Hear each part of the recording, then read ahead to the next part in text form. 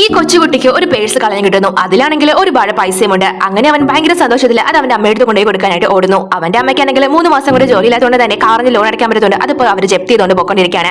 വേറെ നിവൃത്തിയില്ലാത്തതുകൊണ്ട് ആ ലേഡിയും ഒന്നും പറയാതെ മകനെയും കൂടി തിരിച്ചു നടക്കുന്നു. അപ്പോഴാണ് ആ കൊച്ചു പയ്യൻ തനിക്ക് കിട്ടിയ ആ ഒരു നിധിയുടെ കാര്യം അവന്റെ അമ്മയോട് പറയുന്നത്. അങ്ങനെ ആ ലേഡിയും അത് തുറന്നു നോക്കുമ്പോൾ അവന്റെ ആവശ്യത്തിന് വേണ്ടതിനേക്കാൾ കൂടുതൽ പൈസ ആ ഒരു പേഴ്സിലുണ്ട്. ആ കൊച്ചുകുട്ടി അവരോട് ഈ പൈസ കൊടുത്ത് നമ്മുടെ കാർ തിരിച്ചു വാങ്ങാനും പറയുന്നു. അപ്പൊ ആ ഒരു സ്ത്രീ ഒരു നിമിഷം ആലോചിച്ചിട്ട് ഈ പൈസ വേറെ ആരുടെയെങ്കിലും കയ്യിൽ നിന്ന് നഷ്ടപ്പെട്ടതായിരിക്കും, ഇതൊരിക്കലും നമ്മുടേതല്ല എന്ന് പറയുന്നു. എന്നിട്ട് അവരുടെ പേഴ്സിലുണ്ടായിരുന്ന അഡ്രസ്സിലേക്ക് ഫോൺ വിളിച്ചിട്ട് മകനെയും കൂട്ടി അങ്ങോട്ടേക്ക് പോകുന്നു.